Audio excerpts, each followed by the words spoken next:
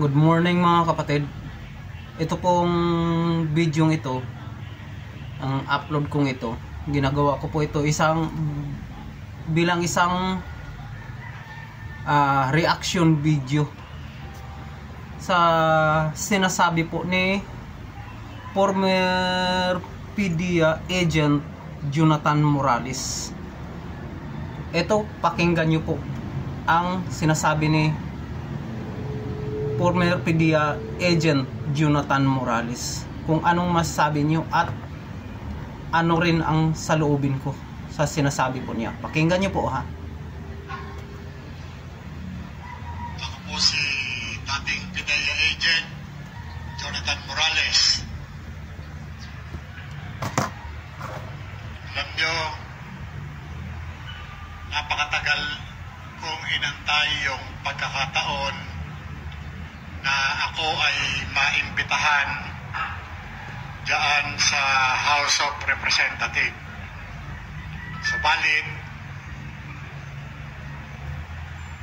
talagang yung mga pagkakataon na yun, dumating ako doon sa punto na talagang seryoso akong kinausap ng aking abogado na si Attorney Vincent Badong. Ang tapang kahit kailan pwede mong ipakita. Subalit, depende sa laban na pupuntahan mo. Sa mga pagkakataong katulad nito, kung saan yung kalaban natin ay hindi lumalaban ng patas. Hindi daw lumalaban ng patas.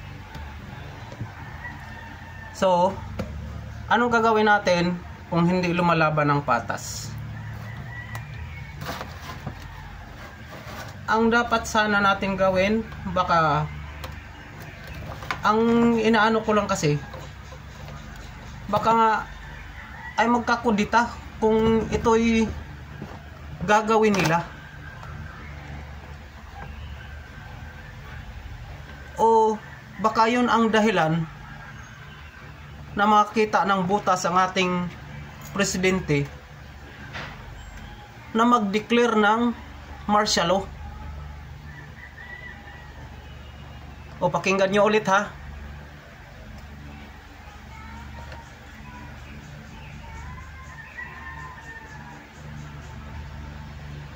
Nagtatago ang mga ito sa kapangyarihan taglay ng legislative power. Nagtatago sa legislative power.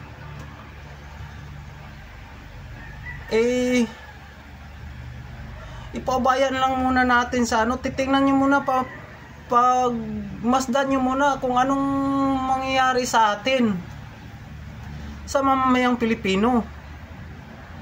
Sana naman po, ang ayaw ko talaga na magkakaroon ng pangalawang martial law.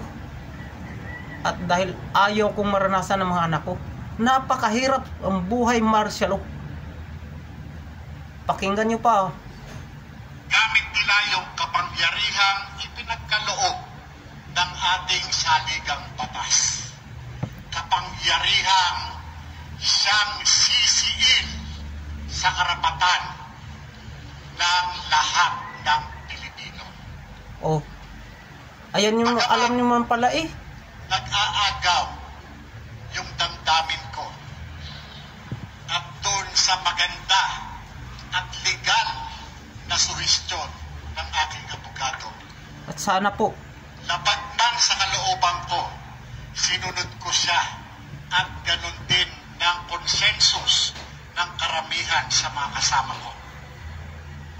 Gusto ko talagang makaharap si Congressman Barbers, si Dan Fernandez, si Congressman Paduano at iba pa upang pamukha sa kanila. yan. Sana po lahat ng mga mataas sa opisyal ay gagayahin si former PDEA agent Jonathan Morales para sa kapakanan natin. Kausapin yung mga kung sino yung dapat kausapin at yun lang muna ang gagawin nilang moves. Papakita sa kanila kung anong ginagawa nila sa batas na ginagamit ng ating gobyerno. Kung ginagamit ba nila sa tama. Pakinggan nyo ulit ha. Nagawa nyo ba talaga yung mandato na pinagkaloob sa inyo ng taong bayan? Nanginginig ako bilang isang dating alagad ng batas.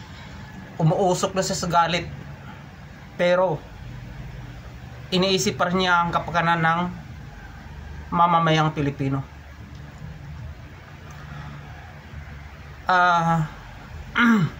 Ako'y kinikilabutan sa mga sinasabi nito ni former PDEA agent Jonathan Morales. At tayong mga Pilipino, sana piliin natin po ngayong darating na eleksyon kung sinong karapat dapat. Hindi tayo basta-bastang bumuboto porket may naitulong sa atin, porket may nagawang kabutihan sa lugar natin, pero titingnan ninyo kung ginagamit ba sa tama, lalo na yung pundo natin. Pakinggan nyo pa to ulit ha. Gusto ko talaga silang sampalin ng katotohanan. Bakit? May nabago ba sa buhay namin kaysa sa mga buhay ninyo ngayon? Saan galing yung mga ginagastos ninyo? Saan galing yung mga suot-suot ninyo? Yung mga sasakyan yung bulletproof? Yung mga alas ninyo? O biro mo yun? Mga sasakyan nila bulletproof? Magkano yung bulletproof ngayon na sasakyan? Pinakamababang bulletproof ngayon na sasakyan ay 10 milyon to 12 milyon. Umaabot pa ng 30 milyon yan.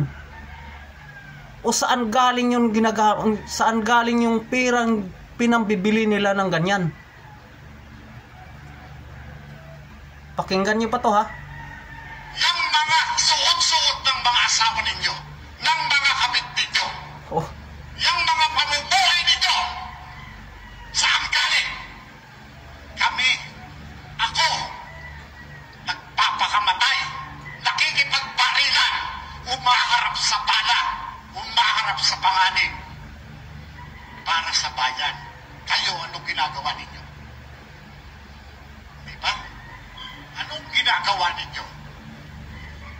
Ikukulong ninyo ako? Sige, walang problema sa akin yan. Pero, sisiguruhin ko, kakalagkarin ko kayo at ilalagdag ko ang lahat ng katarantaduhan nyo sa sambayan ng Pilipino. Yan ang gusto ninyo. kita nyo? Tayo'y ginagago sa mga mambabatas na nandyan ngayon nakaupo. Tayo'y nagpakahirap. Dugot pawis. Pati ako, nanginig na rin sa galit Dugot pawis natin. Kinukuha ng gobyerno yung pera natin. Pinaghuhulog natin sa PhilHealth. Pinangbayad natin sa buwis.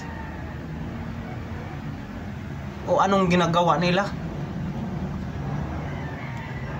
Diba? Kulang! At kaming mga vloggers ang kaya ninyo. Bakit hindi nyo imbestigahan si Bongbong Marcos? Bakit hindi nyo imbestigahan si Lisa Marcos? Puro kayo sindikato. Mga ipokrito kayo. Nakatanginig kayo ng lamang nakakanig kayo talaga ng laman. Umuusok na talaga sa galit si former PDEA agent Jonathan Morales dahil sa mga alam kung ano siya, kasi alam niya lahat kung anong mga pamalakad dyan. Dahil ito, kung ito'y gagawa ng kilos na isang pagkakamaling kilos na hindi maganda, makita ng buta ang ating presidente, baka mag-declare ng martial law. Dahil tingnan mo naman, umuusok na siya sa galit. Ano yan? PDEA agent yan. Maraming koneksyon din yan. Kaya sana po hindi po siya gagawa at kikilos ng ikakapahamak sa mamamayang Pilipino. Aamin ako ng tao na napapatay ko. Kaya nyo bang gawin yan para sa bayan?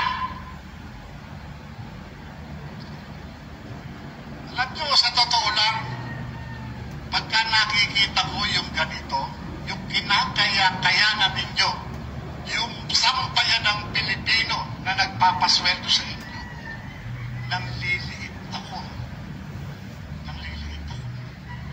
Malayo ito sa pinanumpaan natin nung tumanggap tayo ng trabaho sa gobyerno.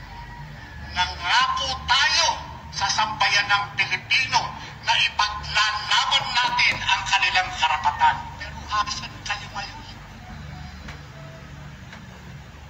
Nasaan kayo ngayon? Kayo sana ang inaasahan namin. Ipagtatanggol ang saligang batas. Pero ano ngayon? Wala. Kinatatakutan nyo, amin. Bakit? Meron dyan mga dating pulis, mga dating military. Asan kayo ngayon? Naging politiko kayo. Nagnanakaw na nga kayo noon. Nagnanakaw pa rin kayo ngayon. Bakaliban!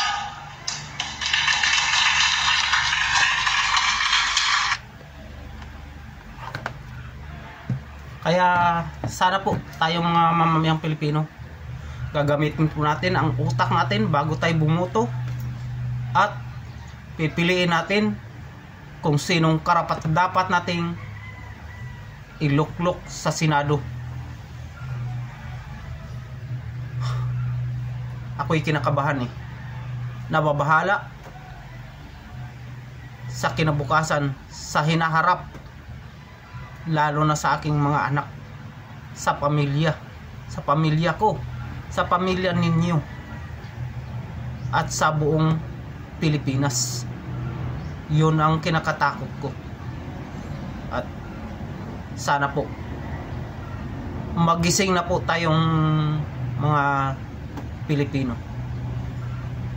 At dito na lang po ang aking vlog. Sana po patnubayan po sila ng Panginoong na kung anong dapat gagawin. Yung nasa gobyerno ngayon, nagpakasasa at ginagamit ang kapangyarihan. Sana po magising na po kayo para sa kinabukasan ng mamamayang Pilipino at sa Pilipinas.